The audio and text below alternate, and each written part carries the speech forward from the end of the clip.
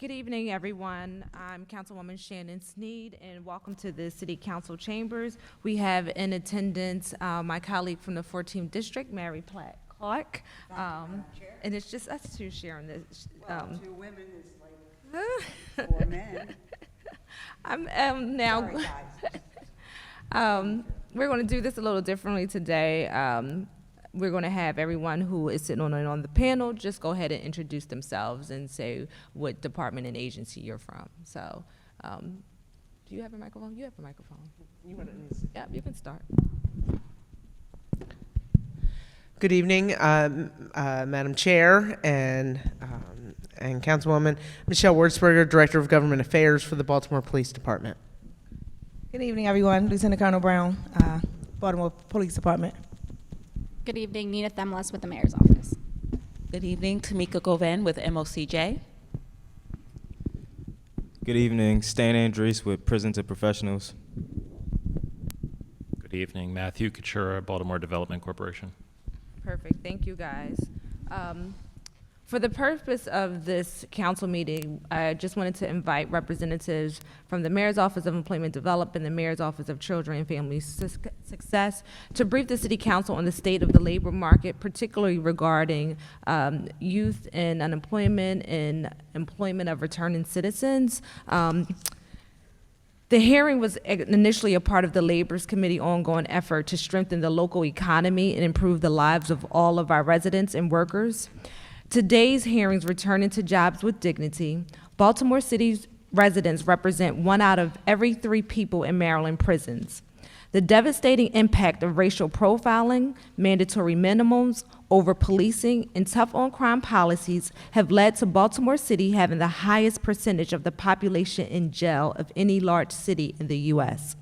Incarceration for many does not end when one is released. Rather, it has lasting impacts as people work to reintegrate back into society. Allow me to paint a grim picture. A person typically returns to their community and family with the legal and sometimes family pressure to secure stable employment. But there are limited opportunities, let alone employment that can meet a person's basic needs. Say they are able to secure a job, that job typically will pay a little over $10,000. But they also have to pay back debts during the incarceration and probation services, which in the state of Maryland represents nearly 6% of their monthly income. These compounding barriers, along with the structural barriers to entry, results in 40% of Maryland residents released from prison. There is a massive need to ensure justice-involved people return to jobs with dignity, given that the rate of unemployment for formerly incarcerated individuals in Maryland is significantly higher than the national average, a rate of over 50%. The dysfunction of the labor market and the explicit exclusion of the large numbers of Baltimoreans contribute to the crime we see and experience daily. We know much about the crime we see in our communities is rooted in economic distress. As a councilwoman in the 13th District, I see the harm this cycle of poverty and incarceration causes for generations in my community every day. I was recently talking to a young man, or older man for that respect, who actually made it out of prison, got a job, and then was approved to start, and then had the job taken away because of his background. Yes, he had bought a car, he had retained a rental property, his home, and then when a job was secured, he thought he was fine. He came into my office and said, I do not know what to do because the job I have now, that I thought I had, is now taken away. And so many people come into contact and have this situation happen to them constantly over and over again. The barriers to employment include low literacy and numeracy skills, restrictions on occupational licenses in growing industries such as electricians or plumbers, strict conditions of parole including random drug testing, frequent reporting during typical work hours, and then a major barrier of discrimination based on an individual's criminal record, which impacts people of color. The council has limited power to legislate the broad criminal justice system, But in a city with a significant portion of the population having a criminal record, there needs to be a comprehensive reentry and employment services available to justice-involved people. What we currently have is a disconnected web of inadequate supported services, a labor market with limited opportunities, and minor legal hurdles that snowball into significant issues. These are all problems the council, along with advocates, experts, and justice-involved people, can solve together. Today, we will hear from city officials offering data and an analysis of the relationship between crime and unemployment, advocates with the lived experience of incarceration and justice-involved young people, service providers using innovative strategies and programs to address barriers to unemployment, and employment with a commitment to hire formerly incarcerated people. I want to thank all the panelists that are here tonight, and I'm excited to hear from you. We're first going to start with the Mayor's Office of Criminal Justice. Can you tell us about what you've been seeing? And use the mic. First, again, I want to thank you for the opportunity to talk to you about the MOCJ's work related to reentry. In alignment of the city's comprehensive crime reduction strategy, MOCJ is working with a variety of partners to develop reentry and rehabilitation resources. To address the strongly linked cycles of violence and recidivism, we recognize the need to go beyond just employment. We must reduce barriers to success and mitigate risk factors.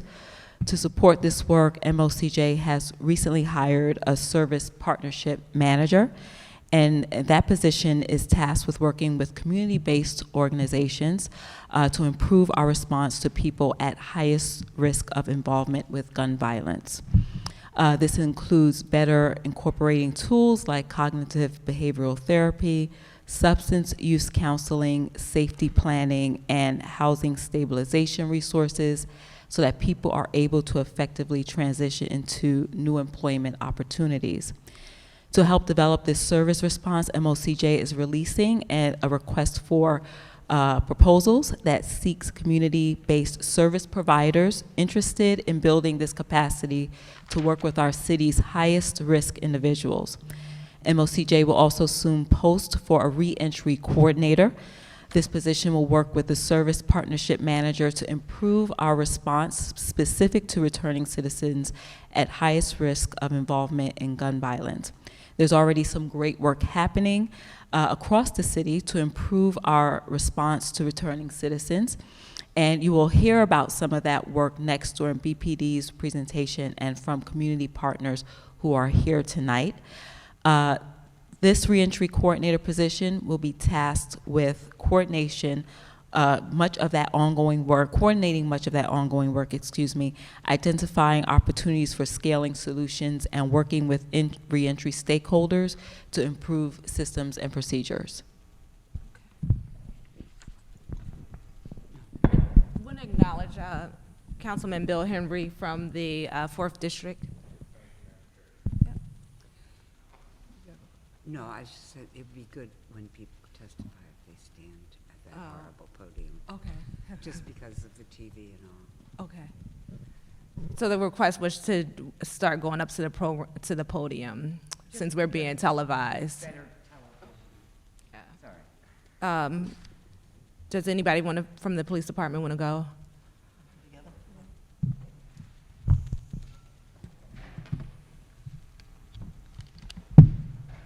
So good evening. Again, Lieutenant Colonel Brown. So with our reentry unit, it's housed in our community and youth section, which we still have been diligently working with both of our ladies who does that work the most, Thurland Thrasher and Kim Legree. They are both our coordinators for our reentry team. But we've gone through a restructure with our grant with BJA. So with that, again, they will still stay with us under BPD. They're going to stay housed there. We have 4 new positions that we're working on hiring for. 3 will be case managers, and they will be our connectivity to our clients for service providers. And that will also have 2 staff and an analyst, of course, to assist us with a lot of our data as well.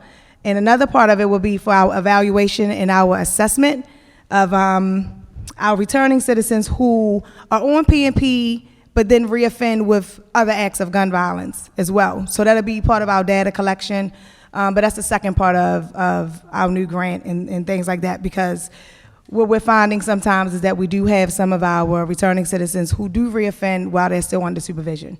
But the biggest part is that we're adding 3 more case managers that would assist us in a lot of our work of making sure that we're connecting those returning citizens to the right services, and not just saying that we're just throwing services, but making sure that we're making that perfect match for services for them as well. And then the other big part is that a lot of our referrals now will be giving by P&P and not just by our judges as it was in I was about to parole and probation. Yes, I'm sorry, parole and probation. So now they're going to be working more, jointly with us and making sure that as we do have our citizens returning and re-entering, that we are having a collective, connection with them that's wrapping around them to make sure we have the right services provided for them as they're coming back into community. Do you guys get a list of who's returning before, on your desk or in the next month, who's returning, who will be? Yes. Okay. You want to go? Okay. Yes. So we do get a list prior to them coming out. And so does parole, P&P work with you guys to, if we know that they're returning home, do they work with them beforehand to try to link them with jobs and opportunities before they come? You want to come up? Yeah, come on. I'm going to bring up Thurland Thrasher because she's our coordinator for our services and our connection, and she'll be able to explain that definitely more in depth than I can. Hello, my name is Thurland Thrasher. I'm the program coordinator for the Swift, Certain, and Fair grant. When we work with the parole and probation, we work together with the Eastern District. So we get our list from the Intel Department of the Eastern District. Me and Tia Brunson from the parole and probation, we work together to make sure that those people qualify for the program, and they assign their agents to those clients, and the clients work with us directly with the case managers. So we do the wraparound services. So things that they cannot provide for them because of that gap in communication, we make sure that gap is filled. So if they need wraparound services such as jobs, mental health, education, we directly communicate with that parole and probation that we are helping them get those things, and they put it into their records and things like that. So that's how we work directly with the parole and probation. Okay. Yeah. Wow. Well, is this a new unit of the Baltimore Police Department, or can you sort of explain how this works? So the reentry has always been in the police department. They have expanded the reentry program with this new grant. So the grant would bring in case managers for the reentry I program. see. So wait a minute, the grant is from where, for what? DOJ, Okay. EDA, and DOJ, yes.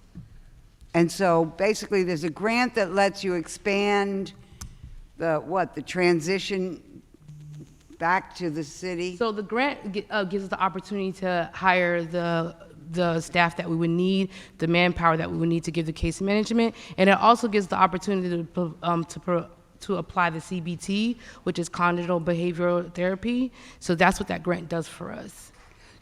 And that's workshops that are given to the clients. I see. While they're in the program. What's the capacity? What's the capacity of the current program with this grant, case management edition, to have meaningful contact and relationships with returning citizens who are obviously looking for work and help? So do you have a caseload? We do have so the first year we have to do 75 clients. The second year do 50 clients. And how do you choose who the clients will be? They will be off of an intel list through the Strategic Threat Group Collective list that comes from the Eastern District. And these are— Oh, it's all Eastern District? Yes, it's all Eastern District. And what's who's generating the list? The intel within police department. The intel— Okay, yeah. So the intelligence division or something like that? I don't even know what that is. So it's like the intelligence officer for the district. Okay. So, and I'm just trying to get a picture here. So how does this officer know who he wants to or So she? So the What's age, recommend? the age requirement is 18 to 35. Oh. They have to committed robbery, gun charges, assault, any high crime. They would submit those. They would clear those. They would bring people within that range. Those ranges would be 65 people to 100 people, and we would pick from that list. We would work with parole and probation to make sure that they're on parole and probation and they're under supervision to be into the program. That's how they're all connected. So they have to be coming back having been incarcerated for major crimes. Yes, correct. And they have to be On parole young. and probation. I'm old, so 35 to me is like just getting started. And they have to be men. Men and women. Finally, something. And then how long does a case manager work with a given, what's the case manager, maybe you don't know yet, load? I mean, you got 75 people coming through at a time, so once you fill up with 75, you got these people for a while and you can't bring in new ones, right? 12 months, 12-month period for the 75, and then the second year is 50. Okay, so you'll be adding more case managers then? Yes, ma'am. And how long does the grant last? The grant lasts for a year and an extended year. We have got an extended year, so it lasts into 2021. Okay, so in those 2 years, you'll have about 125 people off that big list, right? Yes, And they'll stick with them for what? for 12 months. For a year, okay, 12 months. Thank you. Thank you. Thank you. Yeah. Thanks. I'm just going to say one point, and I know I'm a talker, so I will be very brief, but the whole goal is to strengthen our communication with parole and probation, make sure that we are not duplicating efforts, and making sure that folks don't fall between the cracks, especially focusing on those folks with the most serious records, the folks who are who will find it even more difficult to get jobs, and working with them with parole and probation and providing those services, I think is going to be the most impactful. But for you us. guys have, and I should have asked you when you were standing here, there is a list because this is the hardest crew of jobs that they can obtain. You guys have a list of those jobs that are open for these returning citizens. Yes. Yes, okay, okay. Can I ask you a question? Can I? Yes, ma'am. Yeah, and then we'll move on. A group of people came over from this program, and we've heard from 2 of them. Can we just acknowledge the other 2 people? Oh, Or yeah. 3 that have come over from this project, so we know who everybody is? So, you need to use the microphone. You want to meet You can say them. Kimberly Legree. She's also going to be one of our project coordinators who will be doing the evaluation and assessment of that intelligence analysis piece. Wave to her, stand up for her. Thank you. And then I have Lieutenant Greenwich and Captain Taylor. Who do what? They run our community and youth section. So Captain Taylor is our commander as well there, and Lieutenant Greenwich is, of course, his XO. So she keeps him in line. And just to be clear, the folks that we are hiring will be civilians to do that case management Ask piece. that Yes, question. ma'am. Oh, good. Yay. Thank I just you. want to acknowledge another colleague in the room, Zeke Cohen from District 1. Thank you, Councilman. He's in the back. He's usually very hard to miss. He's very tall. Did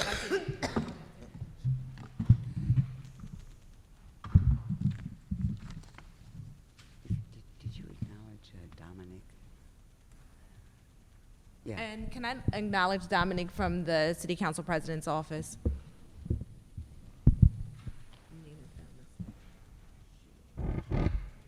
And what about your staff person? Yeah.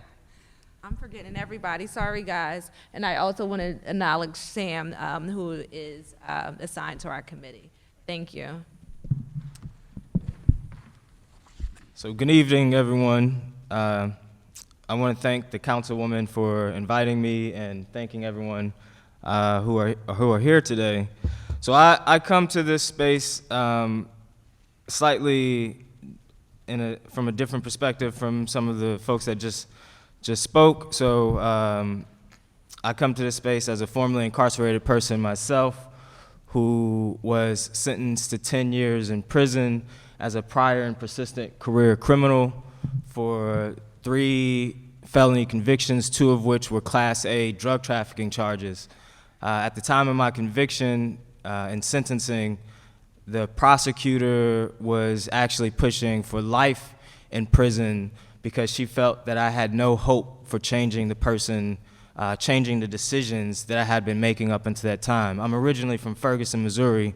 I've been here, Baltimore is my second home. I've been here for about 6 years, but originally from Ferguson. I've changed a little bit from what this prosecutor was prophesizing those many, many years ago.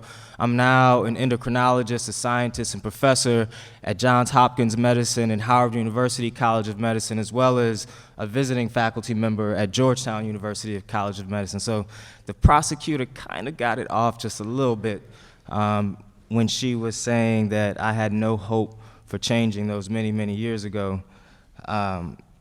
And so, you know, when I introduced myself earlier, I mentioned, aside from being endocrinologist and professor, Hopkins, Howard, Georgetown, I'm also the executive director of an organization called Prison to Professionals. And Prison to Professionals works with currently and formerly incarcerated individuals to help position them to excel beyond what society and life circumstances has set to be the norm, is how we like to phrase it. And I'm honored to be here. Councilman Cohen was actually at our yearly event last year, and you know, we had somewhere around 150 people at Hopkins, and the councilman came up to me after he was on our panel, and he came up to me. He's like, "Stan, who are all these people?" And the truth is that our footprint is actually much bigger on a national scale than it is here in a local scale. A lot more people nationally know about our work than they do here in Baltimore City. And you know, I thank the councilman. He's helped integrate me into some more areas where what we're doing needs to be heard. So you know, with that, that is one of the reasons that I feel honored, and I feel that my voice needs to be here. And you know, so I'm going to tell you a little bit about our program, as well as point out some things that I really love the briefing that was put together by Councilman Sneed and that was provided to me. A lot of the studies. So, you know, as I'll tell you a little bit more about Prison to Professionals, you'll see that we're actually doing some of these recommendations that were laid out. So that is very encouraging to see that what we're doing is thought to be needed. We, of course, already know that. I mean, one of the signs is the $7.5 million that we got from the government this past year. So somebody is aware of the strength of what we do. As I read through this, I'm very familiar with a lot of the different data points and studies, and we worked on the national level with First Step Act, and it was kind of the same thing that we saw there. It's this blaring hole in what is provided in documents like this. So as you know, everything was fantastic. Not to say that the document wasn't fantastic. But it's missing this post-secondary education piece. And some of the data is a little bit misleading. So if we go to the education piece in the document, it accurately states that that there's this adult literacy problem for individuals who are entering into prison. There's an adult literacy, so that, and it states that. But what it doesn't state, and it states data from the Prison Policy Institute, which is that same organization has data for individuals who come home, and so the numbers are very disparaging for the adult literacy of individuals who come into prison. And you state that it's 5 times greater for people who are coming in than the general public. But what is not added, and what PPI data that they have, it's often not known to folks, but so if I were to ask the people in the audience today, what is the percentage of formerly incarcerated individuals who have a high school diploma or GED? What would you guess? 18? 18? Anyone? Yeah, I know you know, so you can't say nothing, man. 70%? So he's you weren't supposed to be able to talk either, man. So, but the number, if I ask, most audiences guess what you guess, very low. The number is actually 75%. I'm surprised. The general public is 90%. It's only a 1.2-fold difference for formerly incarcerated people. So this is not people as they enter prison, because prisons actually have done a relatively strong job of requiring people to take GED. When I was in Missouri prison, it was a requirement to be paroled that you have your GED or be a certain percentage done. So the numbers coming in, as is stated, is accurate. It's very disparaging, but the numbers coming out, formerly incarcerated people actually have a pretty high level of high school diplomas or GEDs. Now, when we look just one step higher in education, so if I were to ask you, what is the percentage of formerly incarcerated people who have some form of post-secondary education, that meaning vocational, 2-year, 4-year, or above, what would you guess that to be? So one step higher. 30. Shall I say 18 again? 18. So I like an 18. the general public for post-secondary education is about 35 to 37%. For formerly incarcerated people, it's less than 4%. So you go from just being a 1.2-fold difference for high school equivalents to a 9-fold difference for post-secondary education. So, one of the things that I always stress in spaces like this is that we miss that data point. There's so much focus on employment and getting people jobs, and we do that. I'll tell you a little bit about our program. We do that, but if we don't focus on education, on post-secondary education, we are missing a big part of the picture. And one of the big parts, and this is also in the PPI study, I can certainly provide it in the Prison Policy Institute's study. Education is one of the greatest reducers of recidivism. So, depending on how you calculate the numbers, 60 to 70% of people that walk into prison, whether it's locally, nationally, about 60 to 70% that walk out, walk back in, right? So the recidivism rate juggles around 50 to 70, depending on what state, national. If someone steps foot on a college campus, it drops down into the teens. If they get an associate's degree, it drops down to 13%. If they get a bachelor's degree, it drops down to 5%, a master's degree, and it essentially eliminates the possibility of going back to prison. Higher education is one of the most powerful tools of keeping people out of prison. The RAND Corporation did a very extensive study around the country that showed those numbers. That's where those numbers were quoted from. So in our program, we partner with the DPSCS, and we are inside, currently, we're going to be inside 3 different facilities this year. Last year in 2019, we had 400 people apply to our program, and we had 120 people start the program. 97% of the individuals that completed our program, we were successfully able to get them into post-secondary education or employment opportunities. Less than 5%, we have a less than 5% recidivism rate out of those folks who have completed the program. We do, one of the things that, if you have the recommendation, and this is one of the last things that I'll mention, and I can certainly answer more questions about what it is that we do, but this will kind of give you an idea. So out of these 11 recommendations that you listed, number 5 states form a peer network for those with histories of incarceration, so create this reentry peer network. That is what we are, essentially. We have 12 paid staff. Many of them are case managers. Our case managers, 80% of the people that work with us are formerly incarcerated people. My board we have 20 people on the board. 14 of them are formerly incarcerated people that are running similar programs like this across the country, many of them here in Baltimore. But we believe in this model that those closest to the problem are closest to the solution, yet often furthest from resources and power. I'll go ahead and say it again. Those closest to the problem are often closest to the solution, but most of the time they're furthest from getting the big grants that we were just talking about, the resources and power. So we seek to put those resources and power into the hands of the people closest to the problem. And we've successfully done that.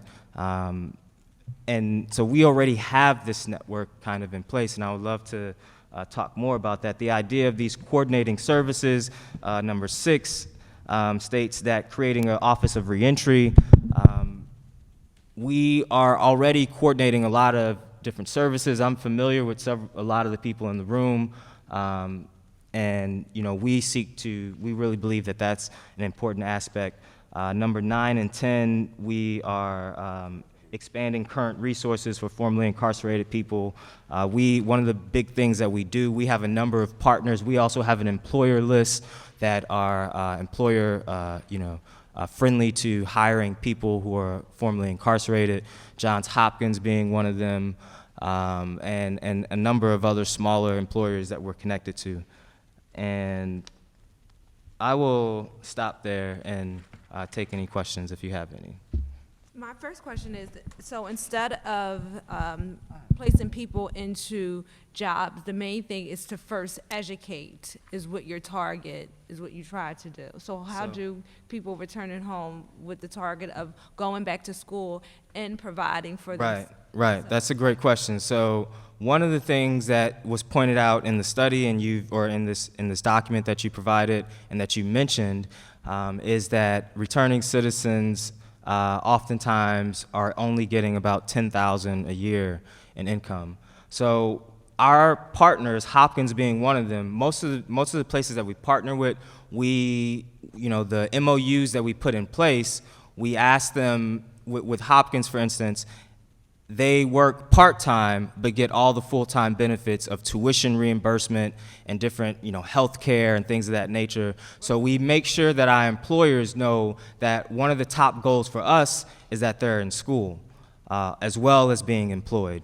And we, part of the grant that I mentioned to you, this government grant, we have a grant from the National Science Foundation that provides a stipend to individuals that complete our program to where they don't have to work and they can focus on school alone. So models such as this, I know, again, one of your recommendations was to do something similar to that, or one of the recommendations in the document is to provide some type of income for individuals right as they come out. We have that in place already.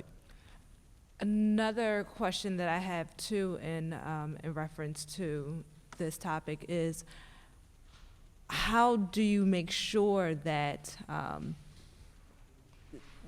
with going back to school and having a job, does being in the same, I often say sometimes when you're in the same environment, does that play a part? Do you encourage folks to move out of a comfort zone? Sure. Where do you stand with that? So one of the ways that we address that challenge is we seek to, in answering in your number 5 document, and for those that are not have that in front of them, it's this idea of creating this support network. So our whole model is really based off of something called asset-based community development. and building support networks. So we seek to have, and we've accomplished having about 5 to 10 contact hours per week with each person. So we have 12, I mentioned that we have 12 paid team members. We have over 200 volunteers to help, burden this heavy lift. And so the individuals that they're in contact with on a weekly basis can help mitigate some of the challenges that they may have if they're encountering some old friends that we're doing. There's set curriculum that we have that they're supposed to meet with their accountability partner, as we call them. It's a mentor, as well as a tutor, as well as a resource specialist to help connect them to individuals. And a lot of the paid team members are case managers, where we're helping connect people to employers and different resources and needs that they may have as they're returning home. So the answer to it is that we make sure that we're in their face like every day. So you don't discourage them to find another place outside the area that they're We comfortable? do, but that is, so housing, we're actually in the process of trying to, we have some housing partners. FACE is one of our housing partners. It's just, it's hard to, that's hard to do here in Baltimore City, is to find a place where someone doesn't know you, right? So, where would they go necessarily to get out of that environment? A lot of them, what they end up doing is going into the county if they have family members, but that's not always, possible. So, we do that by having, how we address that is having people in constant contact with them. So when they have the urge to go back and hang out with some of those old friends, it's the buddy system of holding each other accountable. But, we are very forceful kind of with that. We make sure that we get that 10 hours of contact. So it's almost every day we're talking with them. Okay. Councilman Cohen. Thank you, Madam Chair, and thank you, Dr. Andres. I do want to say that your program, getting to sit in and see the panel, was one of the most impactful days of my life, watching folks from my alma mater, Goucher College, who participate in the Goucher prison program there, who really look up to you just as a role model and as someone that they see as, just someone who's living it every single day. This is really powerful. So, number one, thank you for your work. It is having a huge impact, and while it may seem like you get more love outside of Baltimore than you do within, I will tell you, people are paying attention in this city, and I'm really grateful to my colleague for hosting this hearing and having you, because I think that we as a city need more focus on those proof points like yours, that folks who are system involved can come out, can attain PhDs, can be researchers at Johns Hopkins and George Washington. And so, number one, thank you for your work. Number two, wanted to just lift up the point you made around making sure the people that are most proximate to the pain have the power, as Congresswoman Presley puts it, but similar idea, which is folks who've been system involved, folks who've had a lot of experiences with either the prison system or various forms of trauma should have a role in shaping policy. I think that's a profound point. Again, it's why I think we need more hearings like this one, where we're thinking and listening to lived experts. It's why when we did our recent legislation, the Elijah Cummings Healing City Act is the first bill, I think, to have a mandate for a returning citizen to be on the Trauma-Informed Care Task Force. That application went live today. I would encourage you to apply. But my question for you is, just in thinking about that first couple of weeks, that we know are so critical for when folks come home. We hear a lot about issues with housing, issues with alimony and childcare, issues with, of course, longer term education and jobs. But I was wondering if you had any thoughts. I know sort of your arc is around making sure folks have skills, education, training, the ability to re-enter and re-engage in the workforce. That I was wondering, in the sort of immediate first couple of weeks where we know it's make or break, you either are going to be okay or you're not, and you're going back in. Just from like a policy lens, what are some ways that we could make it easier for folks to come out and be successful and not reoffend?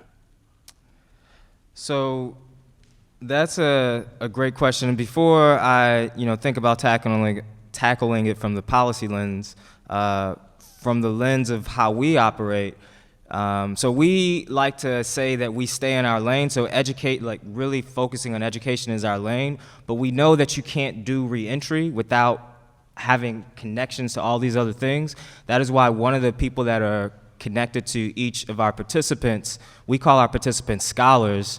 I've been really just a quick side note, I think language is very important, and it's been, I appreciate that it's been appropriately used today, and not, we stay away from using inmate, offenders, convicts, criminals, things of that nature, returning citizens, formerly incarcerated, we call them scholars. So all of our scholars have this this resource specialist that is attached to every single one, and that works with the case manager to connect them to all the resources that they need. We have a person who's been through the Maryland prison system, several of the people who've been through Maryland's prison system, as they literally are there when the person's being released. We have them go and we connect with them the minute they are released, and start working with them on connecting them to those resources. And the person that does it for us, he spent over 20 years in prison, and he knows. He actually knows a lot of these people, and a lot of people know of him. So it's a very, very credible person. I think those types, that is needed. So I would encourage, if you're doing, for the organizations that are doing this work, to have that type of person. From a policy lens, to reduce the struggles that we're doing, oftentimes we're trying to connect them to just IDs. For individuals who went away for a considerable amount of time, they can't even, we have, our programming puts personal statements, shiny and sparkly, their resumes looking good, and they're ready to go the minute that they get out. But they can't even, we have to work with them, some of them, to get IDs to go to their interviews, right? And so that is something that seems very minor, that could potentially be a policy change. Some of the fees associated. So when I was transferred here from Missouri to Maryland in my interstate compact, I was not aware that I was, I'm a doctor at Johns Hopkins Medicine, and I'm having to leave work and run down the street to the PO's office, and I'm getting told by the PO that they're gonna send me back to prison because I'm a couple of minutes late from running from my job at Johns Hopkins. And I'm explaining that to him, and there was little sympathy for that. And there was the threat of sending me back to prison after all the time and what I've done thus far.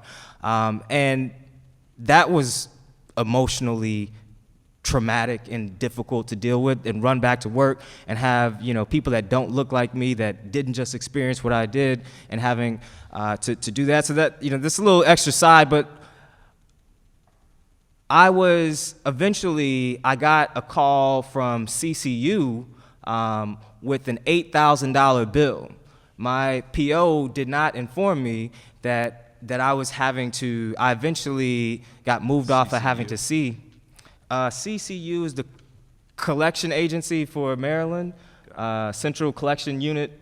It's what is my case. So I hadn't known that I was supposed to be paying $50 a month, and eventually I got moved from being, my PO being this very ignorant person that was trying to send me back, and I got put on just a little kiosk thing, and eventually just call in, and I wasn't aware that I was supposed to still be paying this fee. This fee accumulated to about 3,000, and then a year or more later, it accumulated to 8,000 because I hadn't even been aware of it, and it had been collecting. This is something that, why are people who are coming out of prison who are struggling with employment having to pay a fee in the first place? And then it's not even really properly disclosed because my PO is threatening to send me to prison, and I have a job. So, that is a policy lens. Another thing that should be easily fixed. That $50 is not really building new roads. The roads need help, but that $50 ain't helping it. Right. And so that's something that, from a policy side, some folks coming home are struggling to pay that. So sorry, Madam Chair, just to reiterate the first point. So it sounds like sort of a system of case management from a credible messenger, like from someone who has a relationship with folks who are coming out. So it's not the kind of power dynamic coercion of like a PO, a parole officer, but someone who can say, hey, look, like, let's figure this thing out. Let's, figure out what it's going to take to get you in a house, what it's going to take to get your bills paid. Yeah. Most definitely, because from personal experience, I had little, a parole officer could tell me something that seemed to be beneficial, and in my head I'm thinking of 10 different ways, like, how is this going to be a trap? Right. Because I've sat in the PO little cubicle, and the PO's chopping it up with me, and it seems like we're having a good conversation, and then 2 officers come around the corner and they handcuff me. They were just having this extra long chat with me to make sure I didn't leave yet so they could handcuff me and arrest me again. So when that happens to you, it's hard to trust that person. It's hard to trust that system anymore. So having a credible messenger is extremely, even when the PO is delivering very authentic, real, like they really want to help, is just ingrained in people who've been to the system. Like, I got to look at this a different way, because there's no way that, they're trying to help me. You got your question? Yeah, thank you. I'm going to switch gears for a minute. I'm going to bring up Jason Perkins Cohen's from the Mayor's Office of Employment Development. And the reason I'm bringing up Jason, I want to segue to that because we work with our state elected officials. So I'm wondering if there is a list of, things that we can do differently, that we can change on our state level, that we can advocate for, because I know the Mayor's Office of Employment Development goes down to Annapolis from time to time to speak up in reference to what we call the rec center in West Baltimore for our folks returning home. And so is there a list that you guys, I don't know if you know each other, but if there's a list of, if you've ever given to Jason before to say, this could help? Sure. Yeah, we do, and I guess we could just connect right now. Okay. Okay, let's hear from Jason. Thank you. Good evening, members of the council. My name is Jason Perkins Cohen. I'm the director of the Mayor's Office of Employment Development. Before I get into my presentation, I just want to say, first of all, thank you for having this hearing. It's incredibly important. We see every day, and I know everyone in the room sees every day, incredibly valuable members of our community that are struggling to lead the life that they deserve because of our policies and our practices. And I hope that this is the beginning of some change in our city that will make a meaningful difference. And I do have some thoughts. I'm so glad that you talked about the fines and fees issue. The only thing I would add to that was, in addition to the actual debt that can occur, which of course also impacts your credit rating, which also means that employers can see your credit rating and not hire you because of your credit rating, which you couldn't pay because you were incarcerated. They also send you threatening letters that say you must have, when you come, you have to have money to pay the fee.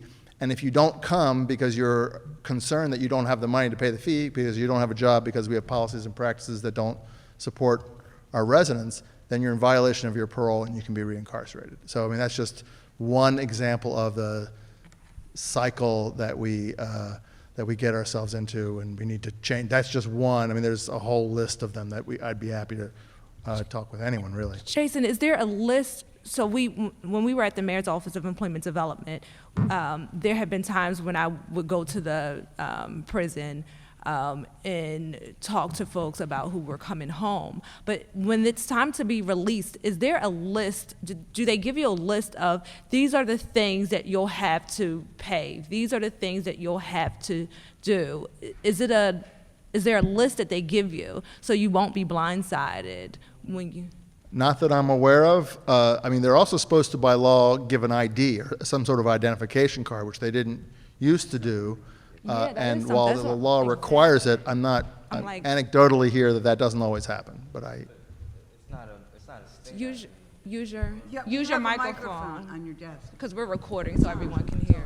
Oh, so when I was released from prison, I was given the Missouri Department of Corrections ID, but I wouldn't want to bring that to a job, though. no. You know, so there's a difference. So you are given an ID, but it's a corrections ID, and that will obviously not look very favorably if you go to a job interview, and that's the first thing. It's But you're supposed talking to about be a state ID. It's supposed to be, but I'm not suggesting that that is Right. what is happening. I'm just, That's a it's what the law says already. That, you know, we can pass laws, but if we don't actually implement them, then we're wasting time. Okay, so the Mayor's Office of Employment Development, as you know, we have workforce centers around the city. The point of them is to help residents obtain the supports that they need, the jobs that they deserve, and the careers that they desire. I apologize to the folks in the room. I provided a couple of maps to you all. I thought they would be on the screen, so it's not going to work as well for you. But the point of the maps really is to show, there's three maps. One map is just of our East Side Career Center, which is at 3001. Each dot represents a resident that we served in 2009, and there's a lot of dots is the point. And then there's one separately of the Northwest Career Center, which is particularly important for this hearing because within the Northwest Career Center is the Reentry Center, or sometimes called the REC. And then there's one map that shows all of our centers beyond those two centers, and it also shows it by census tract in terms of their income level, because we want to make sure that we're serving the people who are most in need.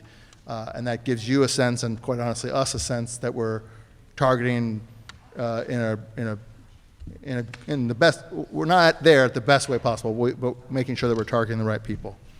I do want to make clear that I think a lot of people think that when you come to a workforce center, Mayor's Office of Employment Development, it's sort of cookie cutter, like it's a jobs factory.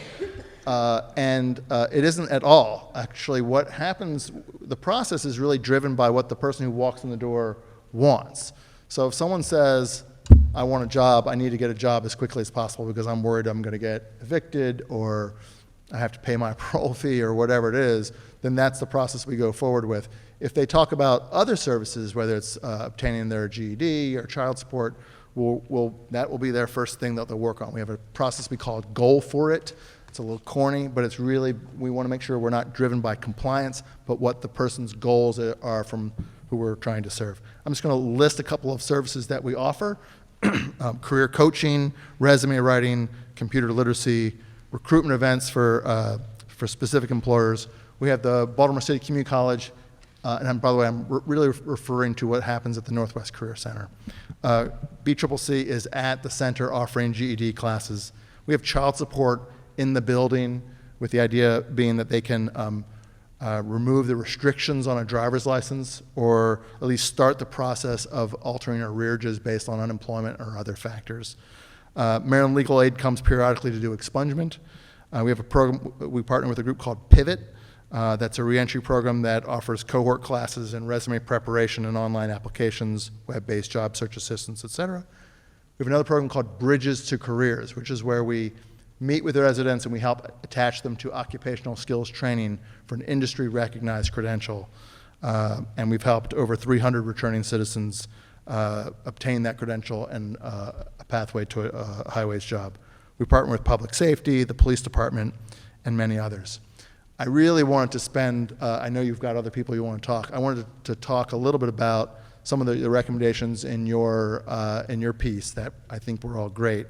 But I wanted to highlight a few that we are particularly excited about. One is, and as my predecessor just talked about, the need for more support for education and training. The city does not have a city-funded training program or education program for adults. we can be great job developers and great case managers, but there are specific skills that people need, or they need a particular credential, or they need literacy skills, and that has to get funded. I mean, it's absolutely critical. I mentioned Bridges to Careers. That is tiny compared to the population. As you know, and is in your document, the estimate nationally is 1 in 3 adults have a criminal record. And so when we're putting in, $50,000, $60,000, that is not anywhere near sufficient to meet demand. I also want to go back and pick up on your point around child support. We know that when folks are incarcerated, their orders continue. And as I mentioned, that means that they often lead with increased child support debt.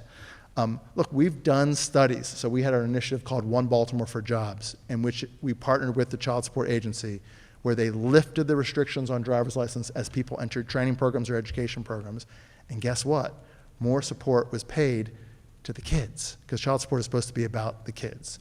So we know this works. We know that it's not only about the stick of taking away someone's driver's license, but if you offer the carrot, which is twofold. I only mentioned one.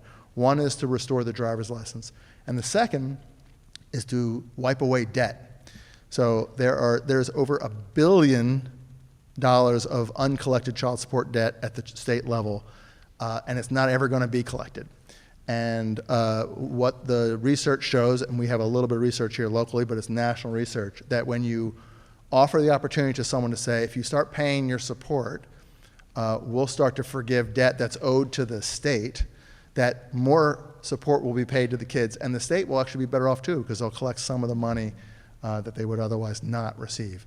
It works. It's a win for the kids. It's a win for the 2 adults in question, and it's also a win for government in terms of getting something back on their debt. It's not why I would do it, but it's a win as well. And again, it leads to better outcomes, which is the most important thing. Again, all through your document is about expanding resources for reentry. We support all of it. You need to have the flexible resources to meet people where they are. I would just say that a lot of times when we talk about legal assistance, folks are talking about expungement, and expungement is definitely important. Again, I would highlight the work as an 80-page evaluation of this program we ran called One Baltimore for Jobs that spends a lot of time on the legal services. And what they found was, yes, expungement was important, but it's also landlord-tenant disputes, it's family practice, it's credit issues that a lawyer can help with, that if you don't resolve those issues, just the presence of a lawyer, a letter written from a lawyer has a way of addressing some challenges when people are trying to take advantage of someone who is in a difficult situation. So those legal services are really critical and not that hard to do, and not very expensive, but really important, and I think it needs to be part of our general practice. Whether you're at MOD, whether you're in the community, it doesn't really matter to me. Everyone needs these services. And then the last, what I would mention would be around subsidized employment or transitional employment. So, Councilman Cohen, I think, and others, raised the issue that often, soon after you're released, I mean, you've got to earn some money, right? You don't often come out with anything. And subsidized employment or transitional employment programs are a great way to immediately pay someone a wage for work or for education or for training. They can earn and grow. And it is just common sense. It is programs, are subsidized employment programs or transitional employment programs. They're sort of cousins of one another. Some people use the terms interchangeably. It doesn't matter. The point is they're shown to be successful, and Baltimore needs to create and embrace subsidized employment for not, I wouldn't say just only for folks coming out of incarceration, but it just needs to be part of our practice for people who are long-term unemployed as well. So I'll stop, take a breath, and I'm happy to answer any questions. Perfect. Go ahead. Thank you, Madam Chair. Thank you, Director, for your work. Thank you so much. So in thinking about the last piece you mentioned, the need for whether it's subsidized employment, just making sure folks have some money coming in and quickly.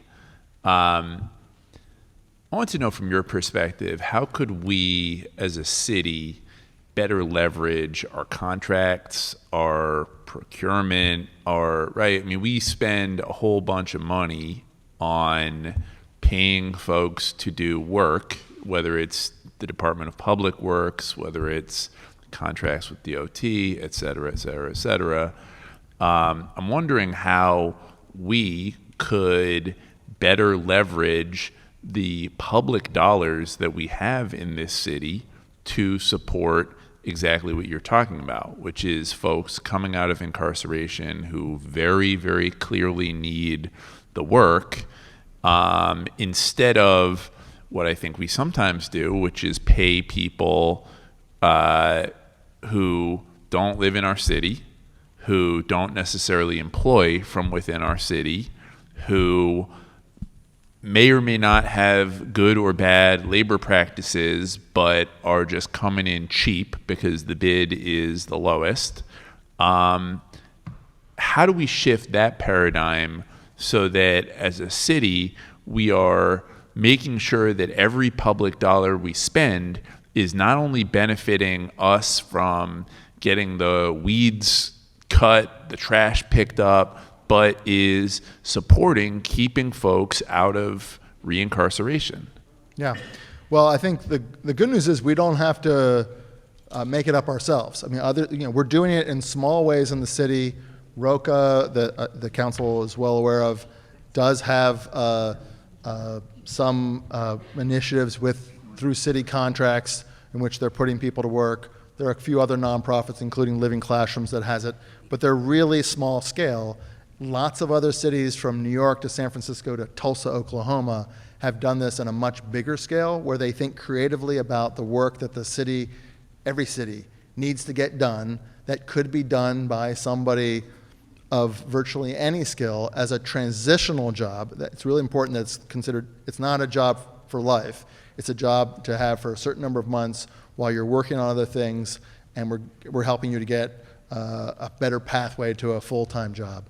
But that transitional job is so important between someone being on a path that can lead to a high-wage career and someone feeling lost and unable to find the services that they need. So we can do it as a city, we can learn from other cities, and we just have to change our mindset about how we use public dollars for certain services. So what would you say is the gap there, right? Like, why aren't we, I mean, that seems logical to me, that we have all this public money going to public works and other agencies. Why aren't we doing that? And what would need to change to realign the incentives so that we did do that?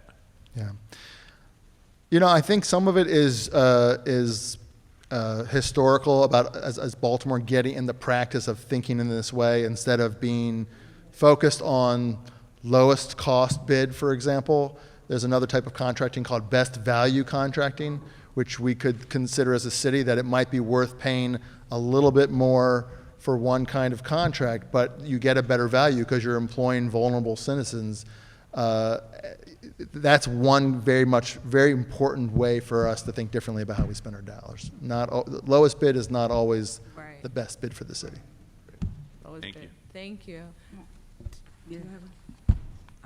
Go ahead. I never heard of that bid, but it sounds like a great one to me. I wish we'd done it with water meters. Yeah. Yeah. So if you really believe that, or even if you just kind of thought of it when you were coming here tonight, it doesn't matter. You've been doing this long enough that your best thinking is probably walking from one place to another. Would you look at and help us look at how we could make a charter change? Sure. Yeah, if that's what it takes, which it may. Right. That I'm not the expert on. To do best value bidding under circumstances, under specific circumstances, limit them as you will about this. Yeah. I'd be happy to. And then when nobody lets you work with us, would you sneak in and tell us that it's in the works? Sure. There's other groups that are looking at best value contracting. I can easily just make research available to you. Okay. Oh, that would be very wonderful. Remember, we have deadlines now. We're up against the clock, the tick-tock of the Charter Amendment clock. Now, we have some time. Yeah, But we'd like to wrap up this all up Sure. in June. Happy, yeah, I'll make the connection. Right. That would be great. I mean, it's a great idea. I didn't know you could do that. Did you? No. No. We got a lot of ideas about it, but let's stick with why you want to do it. Sure. Okay, That's terrific. great. Putting our people to work. Thank This you. is It's good. Yeah. marvelous. Marvelous. All right. Thank you. Thank you. Thank you. Thank you. Come on. Yep. Oh, who's this? Do we have a lot more people? No, I know he was waiting. I think, Oh. and I'd like to hear. But That's it. I think maybe one more. Anis Abdul Rahim. I am the. Wait till you get to the microphone so we can take your hear time. Can you hear me? Can you hear me now? Yes, Yes, we can hear you. That speaks real loud. I'm Anis Abdul Rahim. I am the manager for Bonds Accords Reentry Program, Returning Citizen Program. We've changed the name, formerly Reentry. We're now Returning Citizen. I've learned from the Department of Public Safety and Corrections now, they say they done changed the name again. It's individuals who have issues with criminal justice. So the name continually changes. But let me tell you what we do. And what we've done came out of years of striving hard. I went there to do fatherhood 8 years ago. They had me working with 18 to 24. That's a population that don't care about nothing. They ain't trying to get it. I went to my executive director. I said, listen, we got to do something that's effective. You got people going to prison in this city, folks coming home wanting to change their lives, and nothing is open for them to change it. So they said, okay, search the city, the state, the nation, and find me a curriculum that I can back you with. I went to Ohio, and I came up with the Tyrone program. Now, Tyrone is not an acronym. What it is a program that teaches individuals that's been incarcerated the first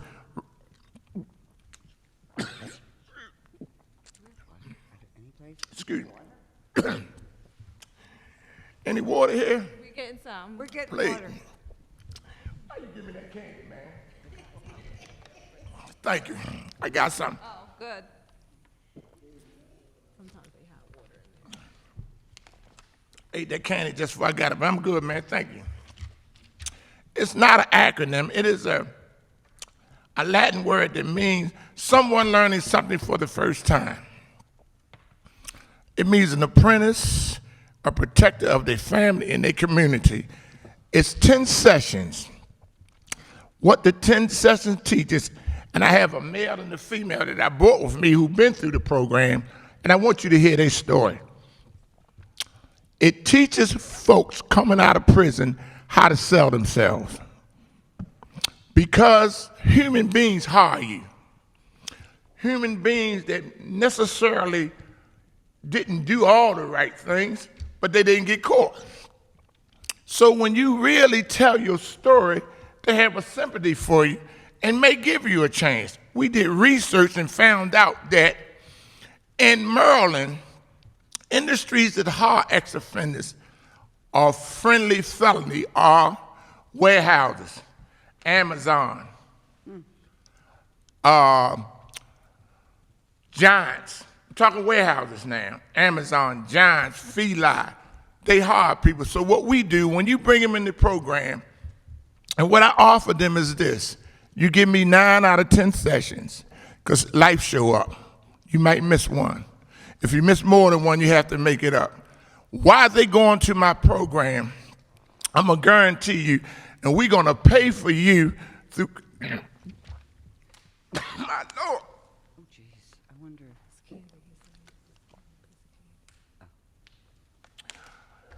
We're going to pay for you to get a forklift certification that's good for 3 years. Then we have a partnership with NCIA. We're going to give you CDLs, HVAC, and automotive training. All of these are industries in Maryland that will hire ex-offenders. All they want you to do is show up with a good attitude and be ready to work. During these 10 sessions, I'm going to find out if you're ready to go to work. And if you're not, I'm going to leave you alone. But if you're ready, we got jobs for you. Our recidivism rate is 5.6%. And anybody can check with me and I can present this information to you.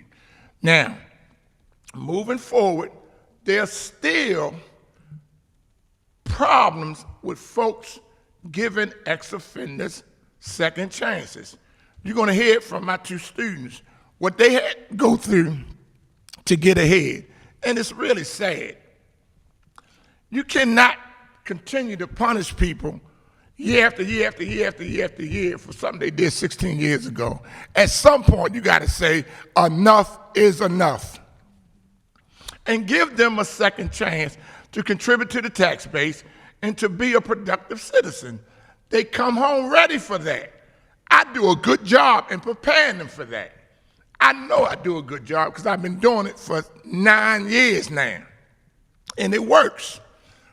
But when folks go to get jobs and people continue to use their background to punish them further and further, and I'm not talking about murders, rapes, I'm not talking about crimes that we all were found in. I'm just talking about nonviolent crimes, crimes where, I ain't gonna call his name, but we had a mayor that had a policy, no nonsense, locked up a lot of people. You know what we went through in this city. We done been through a lot. We have got to give this population a chance to rebuild themselves. We have got to give this population a chance to prove that they can be productive citizens. It's simple as that.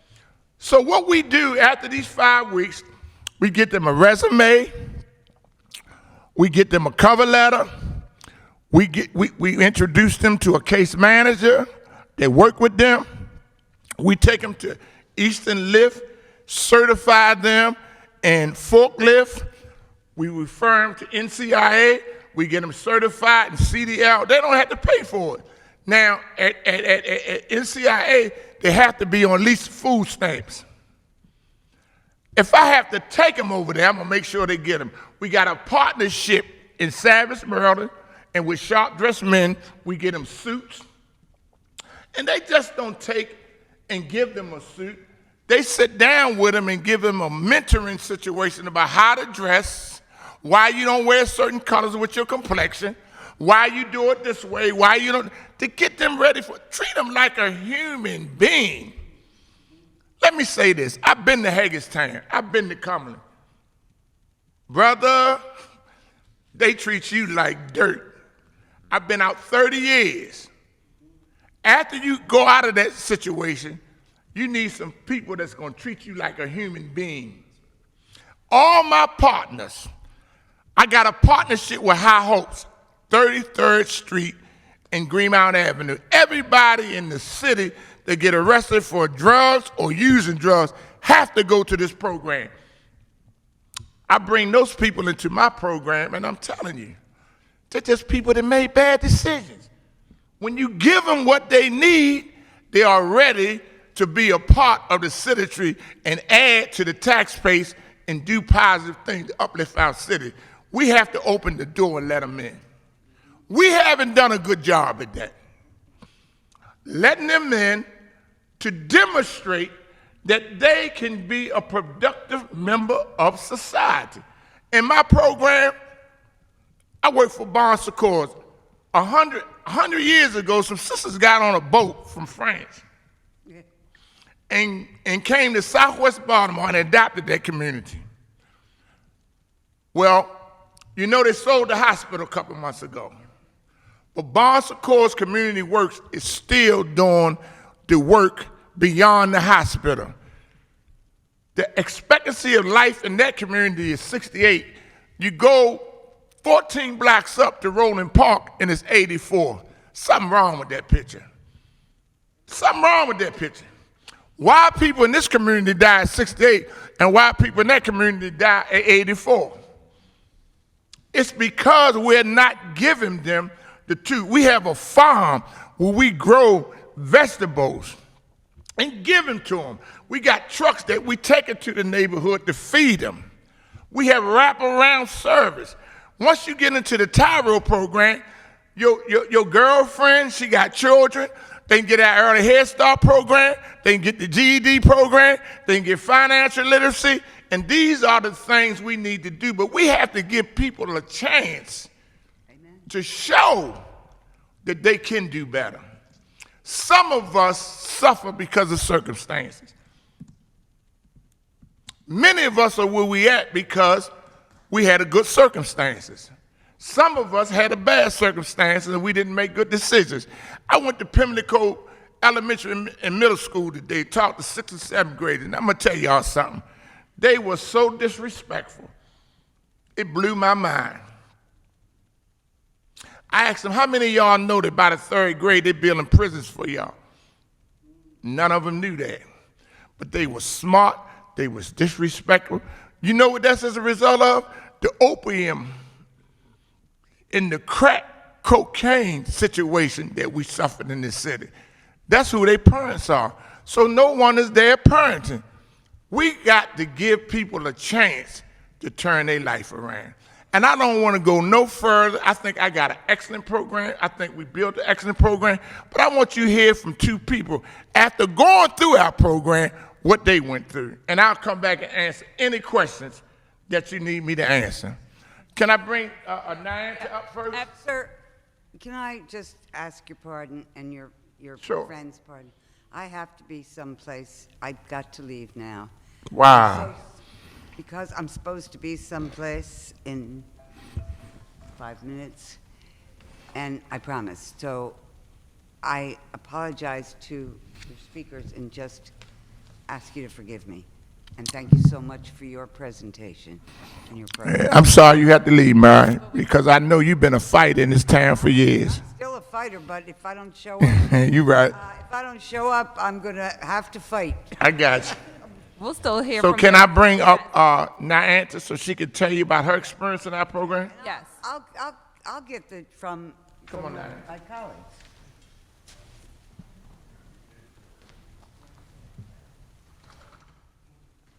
Good evening. Good evening. I'm a graduate from the Tyrell's program. I became a reentry in 2018. I came home. Since then, I've Pull the mic down a little bit so we can hear. since then I've done the work of reestablishing my bonds with my family and friends. I owned a beauty salon here and made a wrong decision and ended up in prison. Since 2018, I've done some things for myself, reestablishing myself. I was reincarcerated due to an infraction for MTA. So you could imagine that coming home, doing the work. I'm co-chair of the Baltimore City Women's Commission. I was sworn in by this great young lady who just left. Since then, I'm opening a reentry university 2020 for women. I've established a full-time job. I'm in good standards with my parole. So to go back and be arrested for something so minor when it could have been settled by just a fine or community service, you know what I mean, triggered me back to a place where it made it feel disgusting to me again. You know what I mean? Nobody wants to be incarcerated continuously when you're doing the things that you need to do to be a citizen. So with that being said, I did graduate from the Tyrell's program. I think it's a phenomenal program. It has took me by the hand and gave me all the tools that I needed to reestablish myself back into the community. But with that being said, there's fines that I fight with every single day. My parole agent, she was not willing to compromise with the fines. At this time, of course, my income isn't matching what needs to be, where I'm dishing out more than what I'm bringing in. So I'm fighting with those issues. So I'm continuously going around and writing people. My judge won't let up on my fines. There are so many barrels that come across with trying to reestablish myself back in the community.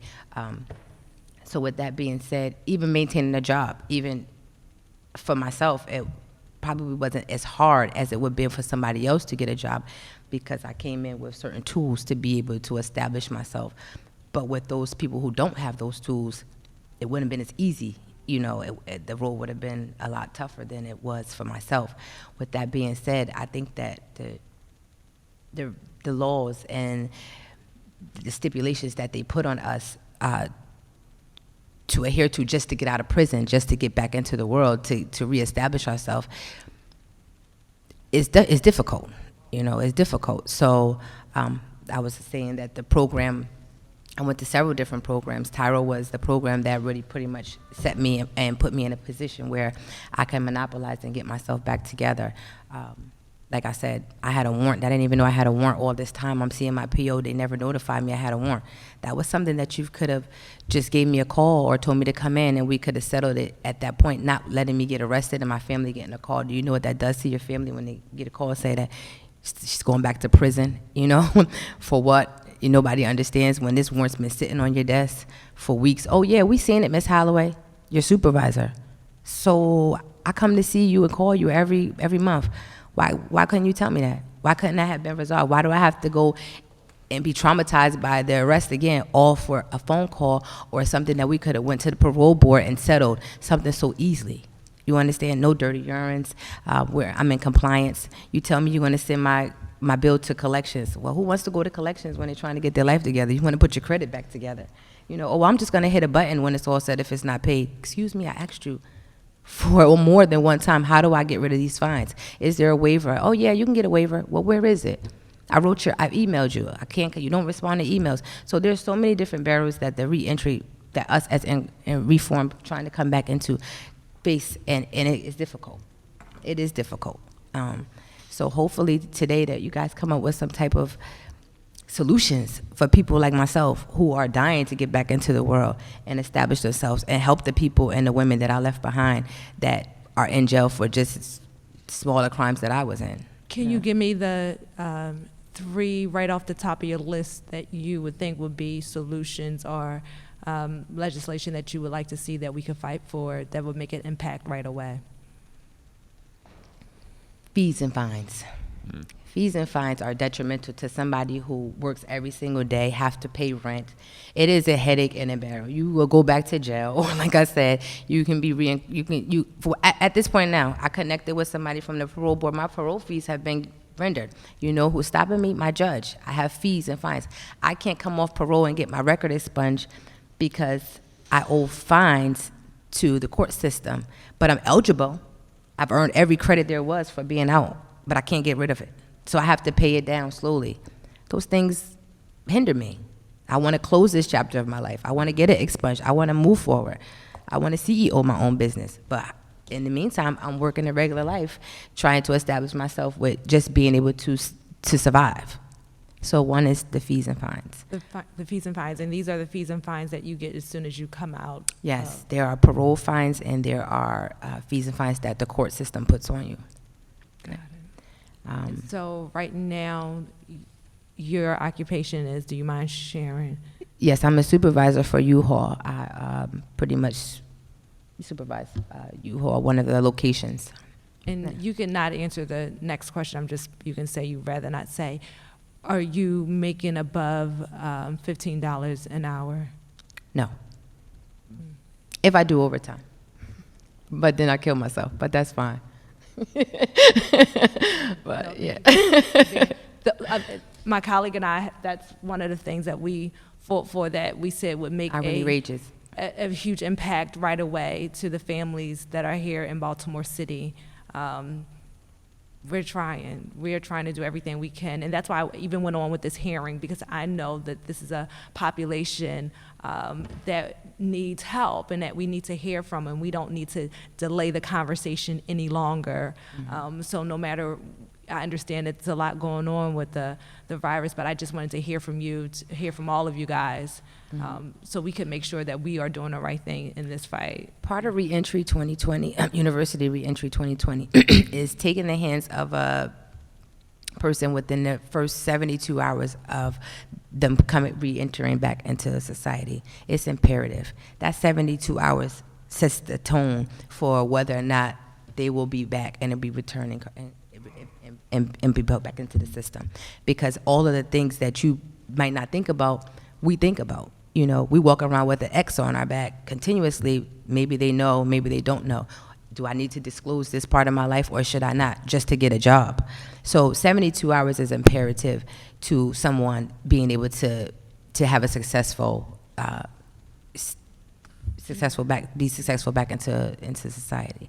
And it comes with a job. It comes with somebody who is mentoring you, somebody mental health. It goes as far as the smallest things of, I don't fit the same clothes that I wore when I went in, so I don't have anything to wear. Those things they're bearers. So yeah. Thank you so much You're for welcome. sharing your You story. have a good evening. Madam Chair, could I ask just one quick thing? I want to bring up a gentleman who went through my program, did excellent, applied for a training program that Bon Secours offers and was denied because of something that happened 16 years ago. So I want you to hear his story. Come on up, Eric.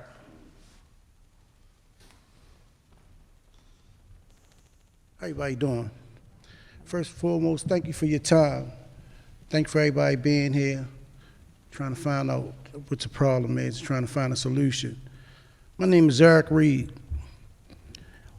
And on March the 4th, 2003, that was my time of change. Something happened that I couldn't even think of, but yet it was for the best. I caught a charge of carjacking, unarmed carjacking, from renting a car from a hack off of Utah and Saratoga. It turned out to be 40-year sentence from a handgun I never had. A Foxtrot, after this chase or whatever, Foxtrot showed them where the handgun was at. It was a revolver from the heat sensor technology. I go to court. It was a BB gun. How do a revolver turn into a BB gun? Nonetheless, I was found guilty for unarmed carjacking because the gun was thrown out. Had miscellaneous, had ghost officers involved that wrote up police reports. But you know something? I took that. I took ownership of that because I had an addiction. I needed a way out. Nobody was hurt anything. Our crack car rental turned into 40 years. Only thing was brought up in court was from subpoenas. No investigation work whatsoever. But then again, I needed it. I needed to change. I wasn't where I was supposed to be, gotta be, and should be. So a higher power gave me a way out because I needed a way out. So during that 40-year sentence, I didn't have a clue. I didn't have a clue. I didn't have a high school diploma, but I was sick and tired. I was sick and tired. So I got into school and I got into NA. I wound up graduating school and I stayed in NA. So for many years after I graduated school, I wanted more. So I took every group that they had in North Branch, every group they had in WCI. When I completed it, I signed up again. Completed it, I signed up again, till the point administration called me and now facilitated the groups. I started a group called Purpose Driven Life from Pastor Rick Warren. It's very successful, my work. But then again, we're here for a reason to get the next individual your time. And that's what I did. And I was genuine with it. A lot of stuff going on behind these walls. A lot of stuff going on behind these behind the walls. Y'all just don't even know. You know, my man, sir, right here, he's on it. Y'all, then again, everybody on it. But you have to pay for your medication. You have to pay $4 just to get a pill, man. $4. Call a sick call. Only person that can go in education is individuals that's court ordered. So everybody else just in limbo. There's no jobs in the system. Everybody is just sitting on a chair, man, doing nothing. Doing nothing. Right when they at a point in their life where as though it's for change. When I'm sitting in that record, and I'm just going I'm just gonna give it to y'all. When I sit in that record and I got my books and my dictionary, earphones, and I'm digging, and I see a little kid that come on the tier. He got 80 years, but he don't have a clue. But he watching how this guy run a shower, he watching how this guy run the phones, and he watching how this other guy sitting around the phone telling who to get on the phone, and he don't even use the phone. So he taking pieces from this individual, and this individual, and all of them dead, right? How they create Frankenstein? He gonna come out to be a monster. We gotta, no, not us, because we putting it together now. We got the pieces, we trying to figure it out. When he come out, he don't have nothing forward to look for. He don't even have nobody to look to give him the ism. He don't have nobody, so only thing he's running off is immediate gratification. He ain't thinking about long term. So now here you got your me that's been in there, that's promoting change. Everything that go down or different factions go down in the big yard. You the leader of that group, you leader murder, you leader ink. But let's go in the yard, we're gonna talk. Everybody get ready to get killed over assumptions. It only take one sound mind to bring this, to get everybody on the same accord. Well, I thought he shoulda. Come on, man, we ain't here to do that. We here to build collectively. I come out, my NA group went from 4 to the attendance of 91 every Tuesday because they hearing the truth. No matter how you come or how you being approached, it's the truth. No matter what, good or bad, you're going to leave one when you leave here. Good or bad, you want to leave one. It's your legacy. Who got time to waste? Time is the most precious thing in life, man. We can't get to the next level by ostracizing the next individual. We can't get to the next level by promoting division. We gotta put the work in.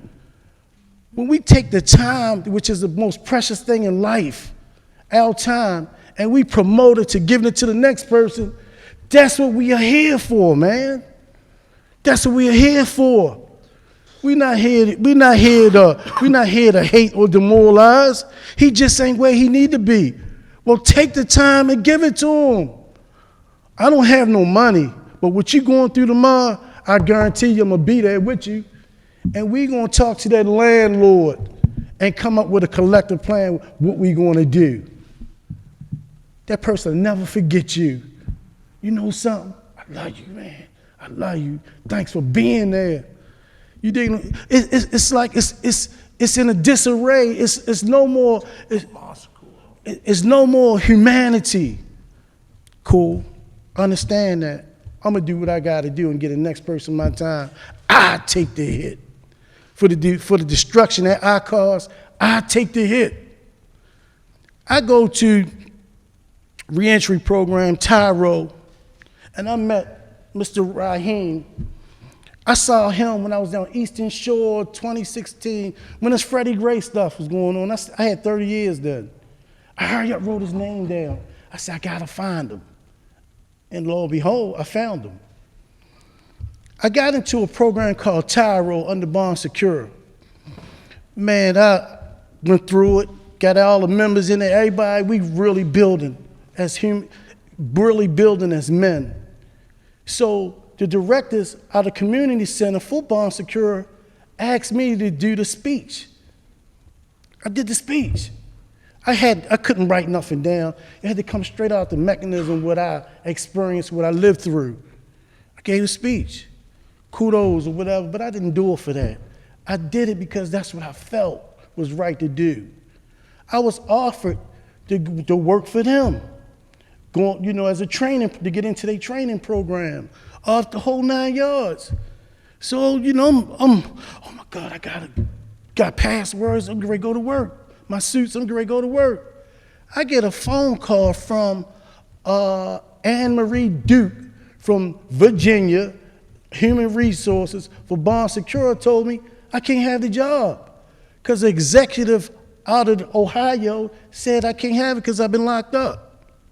So now that just took the air out of me. That just took the air out of me. So since November the 5th, I'm looking for jobs, and cause a crack rental, man, I'm ostracized. It took me till February the 3rd till now just to get a Walmart background check, and First Advantage, who do the background check, just sent me a questionnaire, a 7-question questionnaire. I don't smoke, I don't drink, I don't do entertain, none. The only thing I do is elevate for the next man. That's it. At least when I leave here, when they come to see me laying on my back, they can say, that man came to help me. He gave me his time. I've done everything, man. I go to community center up North Mondawmin. It's like the case managers you'll send me down to Bush Street to her, and when I get down to Bush Street for waiting 4.5 hours to her, she gonna send me back to Edison Highway and Mass Street to see him. And then they gonna tell me, keep checking your emails. How to keep checking my emails? I barely understand how to use the phone. Listen, you got individuals in D.C. who's going home, and D.C., they're giving them automatic government jobs. That's what's gonna do it. When you got an individual that's in a system, and they show that they are changing as far as diploma, high school diploma, let them come to a program that's guaranteeing them city jobs. That's what's gonna change it. Now they can be able to buy a house in the inner city where all these vacant houses at. That's where the change is gonna come from, Miss Need. That's all I'm getting is to run around, and I finally got a job offer from Mondawmin Community Center. You won't believe where it's at. Out the Maryland House between Delaware and Maryland line. I gotta catch a bus. I gotta meet a bus at Mondawmin 5 o'clock in the morning after catching 3 buses from Woodburn and Alameda. I gotta meet a van up Mondawmin. And then when they send me out there, it's a strong possibility I won't get back because the van gonna leave me. Then I get another job offer, paying 1 day out of a week. I only work 1 day out of a week, taking inventory at Wise Inventory. They only give me 1 day. But then again, that's taking because I got that job, now that's taking my medical assistance and food stamps. Parole and probation, I got paid them $82 a month. $82 a month. So now from that, how can I even get a start? I'm still being pushed. Man, I done put work in. I done put work in. I done help men. I got men who shake my hand for me to help them get their GEDs. That's a part of my legacy because it came from here. I know a certain individual's probably in this room. Let me be part of their legacy, whoever you are. Let me be part of your legacy, whoever you are. I guarantee you, we're going to make a change by one piece at a time. That's what we got to do. I think you need to talk to me to see what's happening behind them walls. It's crazy, man. It's all in disarray. When you when you got an individual who already have mental problems, and he go see this doctor, the doctor recommend him for prescriptions. So he taking this. All the time long, he don't really need it. So now, within 60 days, that doctor gone. Now you got another doctor. So for that other doctor to be relevant, for his paperwork to say he on his job, he gonna recommend this individual get 4 other different pills. So he is taking this, man. He is taking this. And now his equilibrium is off. He's not there. So now he's lashing out, so he's catching tickets. It's no accountability, man. Nobody cares anymore. We still care. That's why I said we still care. But guess That's what? why we're here. And I gotta tell y'all this. I know it. Because that's why we sitting here. Yeah. You could easily say, I gotta go. Yeah. That's why we sitting here building, trying to figure this out, man. We can do it, man. We just gotta stay on point, man. We're here to share ideas. But then again, our ideas are enemy to the way it was. But we're going to figure it out. Yes, sir. Thank you, Madam Chair. Thank you for your testimony. Thank you for your work. Yes, sir. You know, just to, one, really appreciate you coming out and sharing with us Yes, all sir. the struggles and trials and tribulations. You know, to the previous speaker's point, in some ways, you know, we pay for the sins of our fathers.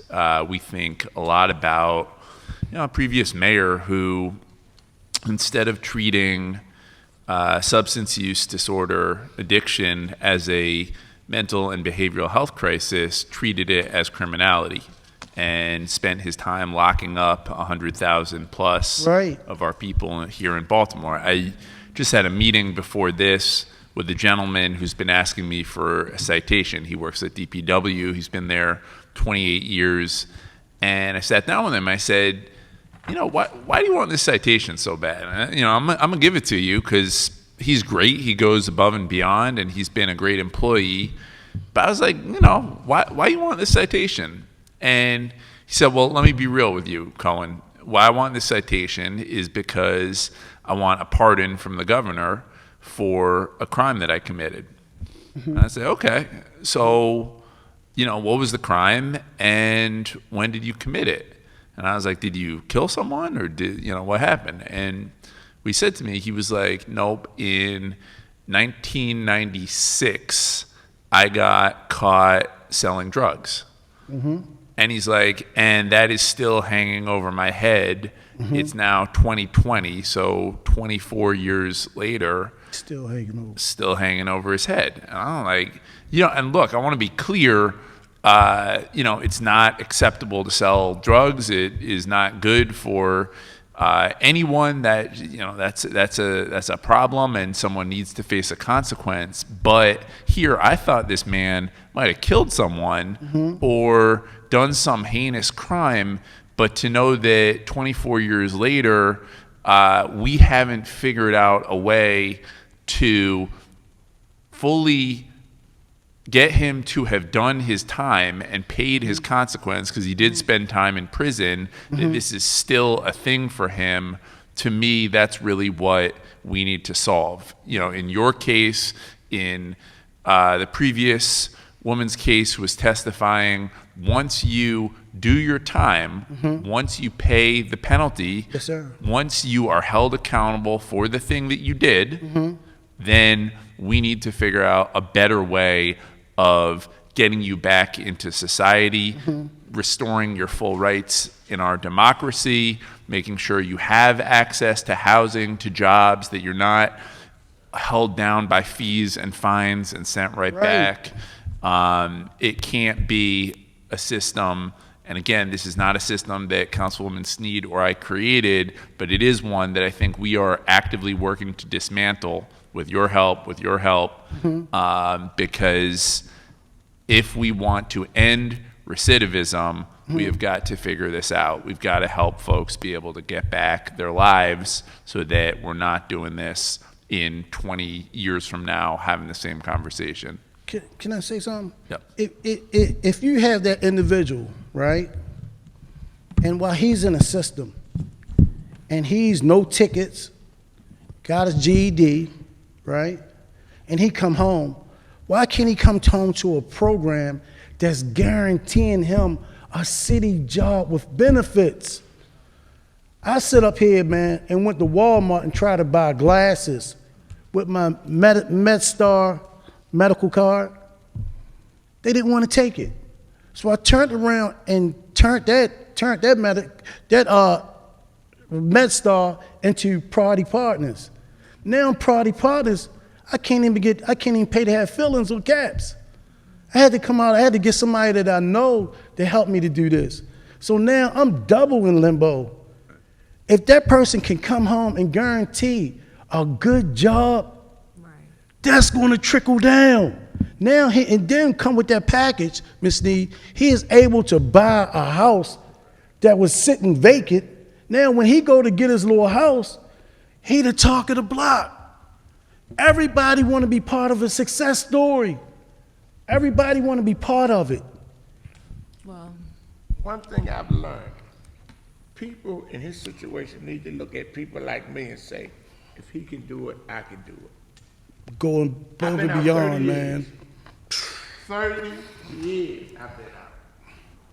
Going back to prison is not an option for me. It's not an option. I don't care if I got dust in my pocket. I ain't got no money. Going back to prison is not an option. People need to look, Councilman Steve, people need to look at people like me and say, if he can do it, I can do it. The real That's man. how you change the trajectory of this whole situation. Yeah. And if you care about the murder rate, as I know you all do, that's the way to bring it down. That's going to do it. I'm telling you, I talk to people that come in my program every day. They'll come in and say, I need a job today. They're not ready for no job. I know that. You ain't gonna get up. You ain't gonna prepare for it. Preparation. Ain't nobody gonna help you just because you say you need a job now. But when you got people that setting examples, there's a lot of sincere people setting examples out here. I work with the people with Safe Street. We got a partnership with them. They're doing a wonderful job, man. Here's people that been there, done that. But what they're doing now is showing people you don't have to live like this. And that's what we got to do to change the trajectory of this. I'm telling you what I've learned from experience. Again, well, thank you both. Yeah, thank you both for being here. Thank you all for giving your testimony, and we will definitely be in touch because you gave us a number of things to consider and to think about. And so we're going to see if we can get some of these recommendations on a book and make our way down to Annapolis to spearhead some of this stuff. So we'll definitely be in touch. Thank you so much. Thank you for your time. Thank you, thank you, everybody. All Yep. right, thank you, sir. Yep. Now we're going to open it up to public testimony. You guys can, if you don't want to have to stay, you guys can go out. No, you have to. If you want to give public testimony, you have to state your name, and go for it. All right, how you doing, Ms. Sneed? Me and you met last night. My name is Saquon Merritt. I'm the owner of Lightning Electric, which is an electrical contracting company in Baltimore, master electrician, workman's comp, insured and everything. Also, I am the same Saquon Merritt in 2012 that was sentenced to 25 years without parole for 2 grams of heroin with a release date of 2037. And I don't say that as a tote, on my back, as a pat on my back at all. I say that of what can be to a lot of people in the city. Now, as I heard a lot of testimony, I'm so sad that a lot of people have left. Stan Idris, I know him, and a lot of the other people that was here. When we're talking about, one of the brothers mentioned that they may not be ready. We're hiring guys directly from the streets. This is a little rough here. This is kind of a video that I did just last Saturday, March the 8th. Wasn't that March the 8th when we got to working? This is all my crew right here. This is Derek Price, my site manager. That's Sean Winston. He's 19 years old, directly from Baltimore. And that's John Leitner right there. That's a childhood friend of mine who was just released and is immediately working today. He's been working for the last 3 days.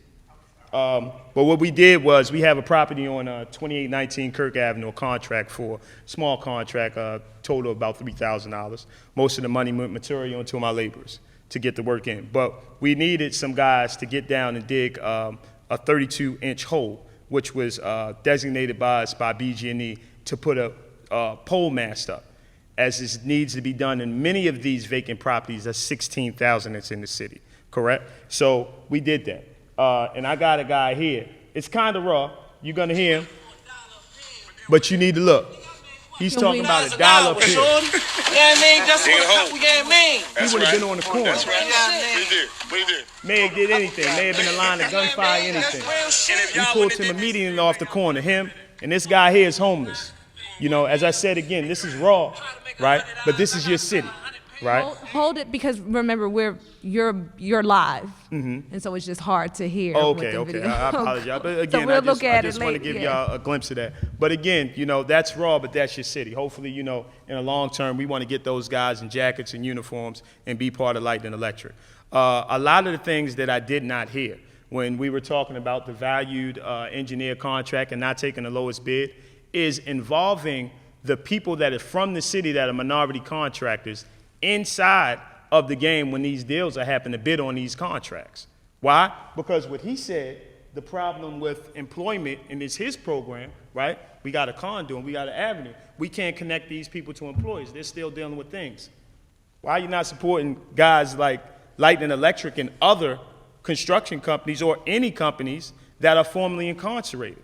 Putting them in a better position to competitively bid or give them the things they need. And we don't want to do like, again, I perform. I don't do, me and my guys, we perform.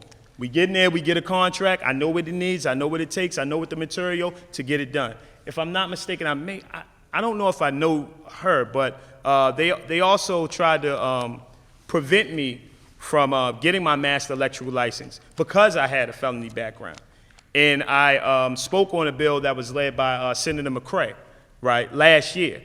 And when I spoke in front of the Senate, I told him my story. I don't want to be just a guy that's just going to come and just work and just go over there, get a job somewhere and stay quiet. We want more than that. We want to build wealth. We were just talking about the minimum wage. He wasn't even getting paid $15 an hour. I paid Mr. Sean right here. He gets $16, $17 an hour. Easy. Easy. And that's still low for an electrician. If we get these bigger contracts, we could pay more. Mm-hmm. You understand what I'm saying? When we talk about John Hopkins, we're talking about the Port Covington project.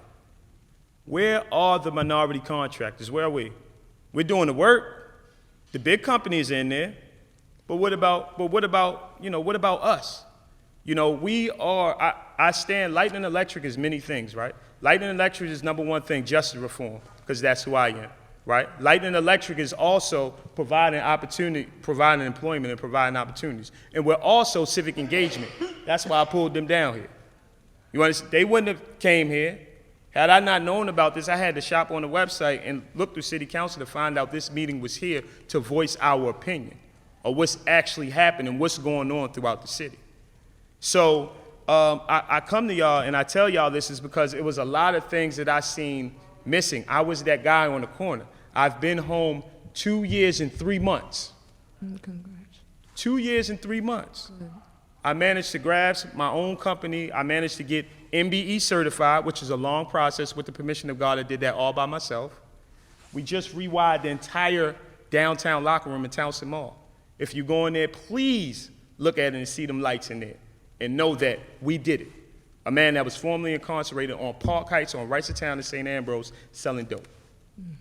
But again, I was able to do all these things because I navigated it myself. I had really no support or structure from the city to be a businessman. We had this sister here, she said she wants to be able to run her own business and not have to worry about getting paid $15 an hour. Where's our support? It's nowhere in the world with the permission of God I'm ever thinking about going back to prison. And I asked the city to, I don't let people use me, but use my identity. Use Lightning Electric for me because I can get to those guys on the corner. Gunfire, shots, and all that we heard last, I could grab him. I could talk to him. I just came from Jessup. And background, and not super tough guy or anything, but just stand up. I was on the tier teaching those guys, teaching them real estate, teaching them different things, electrical trade. I was in Goucher College, obtained 40 credits from Goucher College. Did not finish because I got transferred from the jail because of the things just like now. When I speak, unfortunately, the jail, look, he's a threat to security, got me shipped out of jail. But I transitioned to JCI, got in the Georgetown program. Let's talk about my day job. Paralegal at Arnold and Porter Law Firm in the daytime. I do that while I could depend on Mr. Derek Price right here to make sure our contracts are complete and houses are rewired up here in Baltimore while I'm at work trying to navigate certain things and material and things of that nature. We can do a whole lot more, and not just Lightning Electric, Lightning Plumbing, Lightning Mechanical, whoever else is out there. Why do we keep using these outside people to build our city? As I asked you last night, Ms. Snead, why do we have this process that is so congested, this lowest bidder and things of that nature? I had to learn estimating and bidding myself. Every time I go there, oh, you signed up on Bid Baltimore? Yeah, I'm signed up. Oh, you signed up on here? I'm signed up. Now I got to go through and estimate, which is part of a contractor, a construction company, what it's supposed to do. And I've been, grasping that and learning that. But how can we connect those things to people that's coming out of prison? Estimating software. I'm in talks with Esticom, the software that I purchased. It's $100 a month for me. They said they'll give the city they'll charge the city $75 a month for that program for each user. 2 computer screens. Let's sit 10 ex-offenders right in front of those computer screens or in transition to come home. Let's sit them in front of that computer screen and get them to estimate $100,000 a year job. Maybe a little bit higher, but once you get good, at least starting off at $60,000 a year, being an estimator, bidding on Port Covington project, the Under Armour facility, all they're doing is counting lights and pipe. Program pretty much does the work for you. So again, when I come here, I have to, really ask, and please apologize. I must apologize for my demeanor, but I've just been dead serious about what I'm doing for a while. You should be. And when even leaving for this event, and hey, Mr. Murray, we love your story, but okay, let's see how you can support me and be dead serious and real. Because again, what I said I do is we perform. You give me this place, I light it up. You got some prints, you got some drawings, we get to get it done. Period. Period. We perform. So, I just come here to share that with y'all. And, hopefully you guys get an actual, look at some of the things that's really going on. Why do we have the labor rate is what it is, right? When I went to work for a company, and I'm not even gonna name it because I know we're on record, and I came home in 2017, October, and I went and worked for this company. I was so pumped up. Me and Dirk was working there. I bust my tail. I was jumping up and down the ladder. Dirk came in, he was like, this is not the company you want to do that for. And I was like, well, why not? I'm working, I'm home, I got a job, I feel real good. And that company was family owned, and they pretty much looked out for them and their family, and was never ever any growth for me or any of the other people from Baltimore City that had shared my same skin color. It was no room to even grow. You were just looked at as a laborer, $15 an hour. We had a guy there, Brother Hank. He was still there when I left and still getting paid $15.50 an hour. He's a top mechanic electrician in his 3rd year's apprenticeship school. I pulled him on a downtown locker room contract, $25 an hour, period. We ain't not even gonna joke. I need you to help, $25 an hour. So I'm telling you this story is when we funnel some of these guys and just get these basic training programs going on and get them working for some of these companies, they don't really feel too good to come to work every day because there's no future, there's no growth in it. They're not bringing me. This company took me and told me they was bringing me in the warehouse to start me with estimating. That's what they told me. You know what they did? They used my license and they used my background because I was in prison. So my license was good for 5 years. I don't have any accidents. And when we was dealing with the opioid epidemic, some of those top mechanics couldn't stop getting high, and they was getting in accidents and raising the insurance when they delivered material. So that's what they used me for. When we didn't have work in there, I had dinner with my family, thought I was getting a promotion. And I stayed in there about 2 months. And one day did I go in that room to estimate or get any look or any understanding of estimating software. And every single one of the brothers that went inside of that office, inside that warehouse, they did the same thing too. They never even let them in that room. These are the things that we need to run a successful contracting company, and we can do it. Stop looking at us as saying, sometimes, you just get emotional that, they just don't understand, it's too complex. It's not. Support us. I'm very good with reading blueprints. I'm very intelligent. But yes, we do need some other things. Counting, we may need an office somewhere. Got a lot of buildings going on. Let's figure out how you can support us. Invite me to the table when you talk about these big contracts. I may not be ready yet, but in 5 years, yes, I want to be ready for a $20 million contract, and I want to be employing 100 guys coming out of prison. I want to be able to give them paperwork that says, this is Saquon Murray. Soon as you transition, as you transitioning out, as long as you can follow these programs in these directions, hopefully we can have a program that'll streamline them directly into my company or a company like me. Again, we don't want to make this just about Light and Electric. We want a bunch of different companies the same way. And we want to use their identity to motivate these brothers to stay from out there. I was one of them. I know what works for me. That's the reason why I'm passionate about it. Learning business and learning how to make money legitimately got me off of the corner selling dope. Thank you. So that's what I come to say, man. You know, hopefully, you know, y'all can start creating ways, and so these contracts and some could probably go to some of these minority contractors, man, and start getting us in, at least in the table, man, on the floor. Thank you. Thank you. Thank you. Thank you, everybody, for staying. We are now in recess. Thank you all for staying.